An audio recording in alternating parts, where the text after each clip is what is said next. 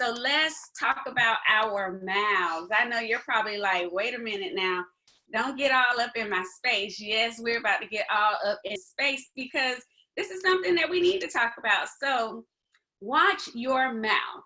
Guys, do go ahead and host a watch party. So I see people are still coming on. As I said, watch your mouth. Good morning, Miss Loretta. We love you. We miss you. Hey, Princess.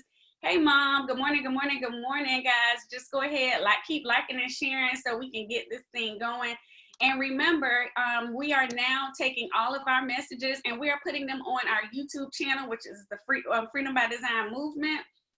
I'll make sure that I go ahead and I post that information again because we do want to make sure that everybody is able to join. So good morning, Cindy. Long time no see. Good morning, Marlene. How are you? How are you? So I'm going to go ahead and I'm going to jump right into our topic, which is, as you have seen, watch your mouth. Now, how many times growing up did you hear somebody tell you, you need to watch your mouth? Either it was your tone, it was what you said, sometimes I would hear people say you need to stay in a child's place when a child would jump into a conversation that they had no business in. I can't say that that was always me growing up because I think I was a good child, but you never know. We would hear that from time to time. And as I thought about it this morning, I was sitting down and I was praying. I'm like, okay, and what just kept coming into my mind was, watch your mouth, watch your mouth. And it was so interesting because of where we are, kind of right now with our words, with our mouth. And growing up, I didn't understand that, the power of my words. I mean, I don't think any of us did. We would say things like, you make me sick or you get on my nerves. And, we would say all of these different things. And it's like, we are speaking life and or death right out of our mouths. So as I thought about that, what the scripture that just kind of kept coming back into my mind, of course, was Proverbs 18:21. And essentially it says that death and life are in the power of the tongue. And as I thought about it this morning, I said, you know what, that is so true because out of our mouths can come great destruction in marriages, families, friendship, even on our jobs. One thing that we say can take something and make it go totally left, just depending on how that thing came out of our mouths. And I know I would think a lot of times when I talked to my son or my husband, and I was very cautious and careful of my words because I know that my words sometimes can pierce like a dagger, and I never wanted to do that. My intention is never to break down anybody, because I remember once somebody saying that to my mom, like, words can tear you down. And I'm like, yeah, but I don't want to ever use my words to tear anybody down. And in that same breath, we also have life in our tongue. We can speak a great thing over our family, over our friends, over our loved ones. Our tongue is the tree of life. It all is going to come out of here. So our words can be a great source of reconciliation. Our words can give hope, love, all of that great stuff. So this morning, as I was sitting down and I was thinking, I was like, you know what? I want to ask you guys a question. What words are coming out of your mouth? What are you speaking into the world, into existence? What are you saying? Are your words words of hope, of life, or are they words of destruction? And of course, I just want you to kind of just think about it. Think about it over the last 24 hours. Have you been able to speak life, or are you tearing people down? And I know self-reflection and, just kind of sitting back and saying, oh, yeah, I probably could have said that or done that a little bit different. Like, I really want you to, think about that thing, and not just from a perspective of, as I'm talking to an adult, I want you to think about it with anybody, because children, it's very powerful, our words. I remember as I was growing up, I remember, and I'm trying to fix it so I don't call anybody out. I spent the night to help out a family member, and I happened to be sleeping during that time. And another person came over and they were like, oh, who is that little girl? She's so cute. And the person said, don't say that too loud because she thinks she's cute. Now, at that time, I might have been 10, so I didn't even understand what that meant. And I was like, it made me as a little girl kind of crawl into a shell and say, am I doing something wrong? Should I not act like a little girl? Should I be doing something different? You know, did I say something to this person? Because this was somebody that I loved. So I'm always very cautious and careful. Even when we think children are asleep or not listening, we got to be mindful and careful of our words. So that I digress for a minute. Let's come on back. So are your words healing words? You know, or are they like swords just slicing through the hearts of the people that are around us? And I had to think about it this morning. I said, Lord, where do our words come from? Like, what's the root of whether I'm a person that speaks life into somebody or I tear people down? If I'm that person that everybody wants me around, or when I come, people are kind of on guard. What is that common denominator that makes the difference? So what is that thing? And it was simply placed in my mind that whatever fills your heart is what's going to come out of your mouth. So whatever your heart is going to come out of your mouth. And Luke 6:45 says, out of the abundance of the heart, the mouth speaks. So what is in your heart? And I know that sometimes that comes in the form of experiences, what I'm going through, situations, but no matter what I'm going through in the season, I'm always very careful and cautious of how I speak to people. And I have a great deal of intentionality about when I do things, because I understand that words, when they come out, it's hard to take those things back. So, you know, again, we have to learn to be careful and mindful of our words and how we're talking to people. So as I looked at Luke 6:45, and I said, okay, well, what's in our heart? What's in here that's making the words come out look different? So I thought about it. If you're a self-righteous person, then you're filled with judgment.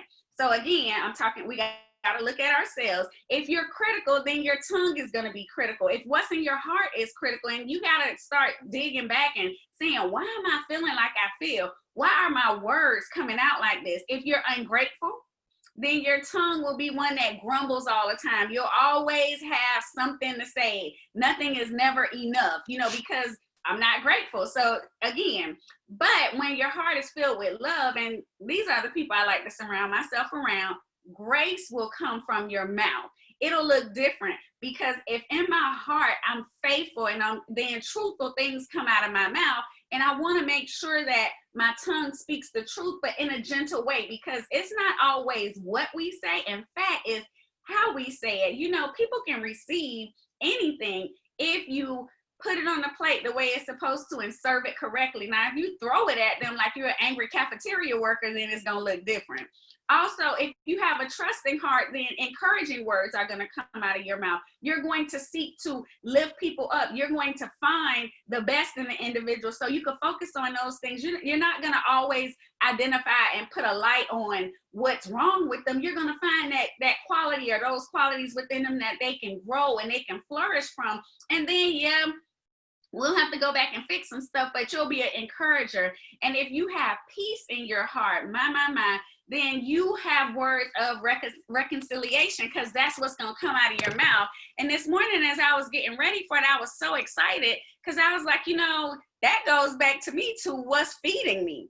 What's in my heart? Well, who and what is feeding me? Who is pouring into my mind? What am I listening to? You know, when we get up in the mornings, we listen to the news, we read all these different things that are popping up, all these alerts on our phone. You know, we got to make sure that we get a fresh word. We have to make sure that each and every day that we're able to pick up our Bible. Yes, pick up our Bible, or do it on Audible, whatever it is, so that you can make sure the messages that are pouring into you are not messages of hate, but you can make sure that you get things that are going to get you up in the day, that's going to get you excited, that's going to get you ready to go. And then, you know, as you're taking it in, then now it's sinking down in here, because I won't have to always look at everybody and say, oh, I don't trust them. I won't have to look at everybody and say, oh, I know what they're going to do. This isn't going to work. I won't be like that, because my heart will be ready to receive what I'm supposed to receive.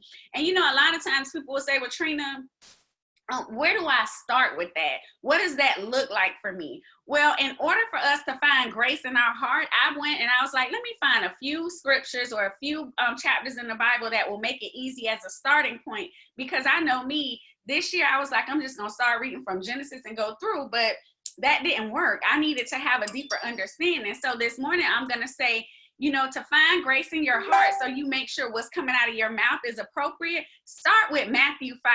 And those are the Beatitudes, because it talks about blessed are, and it'll tell you blessed are these type of people. That's a great place to start. Then you can skip over to Romans 12, because Romans 12 speaks to doing God's will. That means I got to take me out. So now what's coming out of my mouth is going to be pleasing to him, not just to me. It's not going to be about what I want, because sometimes what I want might not align up to what his will is, but I have to be okay with accepting his will.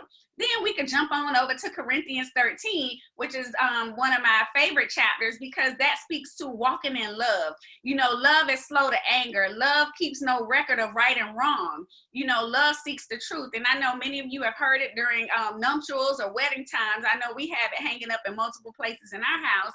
And then we could jump over into Philippians 2, where it talks about being steadfast in faith and being able to imitate the humility of Christ. So I just gave you guys a few starting points, a few things that help me, you know, so that I can make sure that I stay focused on the main thing, and I'm keeping the main thing. So yes, indeed, Mom, more of God and less of us. You better say that one every day, all day. So family, we started talking about watch your mouth, and it was so interesting to me as I was saying, Lord, you know what? I love you so much, because watch your mouth was a good segue for me to end the live this morning, you know, talking about the fact that one, we must give life with our words, but it lets me end by saying there is a powerful movement that is within our grasp, and it's called the Godzone. I want us all, and I'll post the information again Monday through Friday, 6 a.m. You can get up, you can pray, be prayed for, hear a good word, fellowship, 6 o'clock in the morning. I know you're like, what? Yeah, 6 o'clock in the morning. And this is my thing, you know, Rutho and I talked about it before, and, you know, some people say, oh, 6 o'clock is too early. Well, we'll go and stand in line for tennis shoes, we'll stand in line for purses, we'll stand in line for all these other things. So 6 o'clock is not too early, not for God, not to spend some time with him. Out of 24 hours in a day, I don't think it's too early. So I love it. I get fed from it. So I'm sharing it with y'all this morning. But I want you, Godzone today is hosting a panel discussion, and it's called Real Talk, Race and Grace. It's going to be at 12 noon. I posted it already this morning before I got on, because it's time for us to talk. And we understand that reconciliation begins with the conversation. So we're going to have some fabulous people on that panel. I know I'm going to tune in from wherever I am, because it's time for us to have a discussion, guys. It's time for us to talk about where we are and what's going on, you know, in this world, not with hate, because what's going on, it's not it's a human race issue, all of these things that are going on. And the people that are going to be on that panel will give a variety of perspectives. You have educators, you have former law enforcement officers, you have a minister, you have a attorney, and their perspectives will be able to help us, because some of us are like, what, you know, where do I go? What do I do? What am I supposed to be thinking? Because I'm hearing this, I'm seeing that. Which direction am I going in? So join us again today at noon via Zoom. I'm going to post the information, and it is Real Talk, Race and Grace, a panel discussion.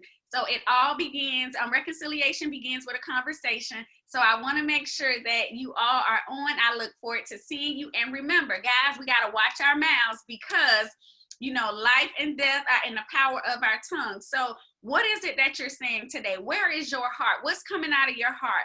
Think about it. Reflect on the last 24 hours. What have you said to your family members, your friends, your loved ones, your coworkers? How are people receiving you? Are your words giving them life, or are you tearing people down? It's a good thing to ponder and think about and just kind of see, because you know what, as we reflect, that means we can make change. And today we can do something different. Guys, I love you. I appreciate each and every one of you for tuning in. I look forward to seeing you on today at 12 for the Real Talk Race and Grace panel discussion via Zoom.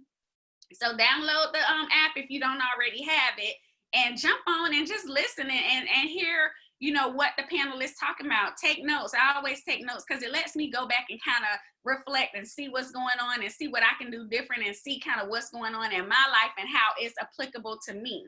Also, I want you guys to please go to YouTube and go ahead and subscribe to the Freedom by Design Movement channel. Freedom by Design Movement, because what we're gonna eventually do is transition from Facebook over to YouTube, but I'm taking all of the messages right now and they are going to go there. And when we have events, we'll go through YouTube. So I'm excited about that and everything that's going on.